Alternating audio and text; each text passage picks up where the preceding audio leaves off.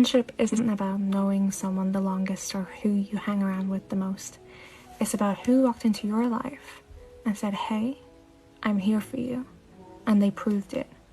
They're not suspicious of you, they're not envious of you, they don't compete with you over everything, and they especially don't talk ill about you behind your back. They're proud of you, they're supportive of you, they're happy for you, and if they had an issue with you, they'd come to you directly. They don't go around, talking to all their friends and spreading all your personal business. There's no need for that. I actually stumbled upon a quote, which is a bit of a tongue twister, so please bear with me. It goes, don't worry about what I'm doing, worry about why you're worried about what I'm doing. And it really hit me deep. And so if you're finding yourself in a similar situation, I would really reevaluate those friendships. Okay?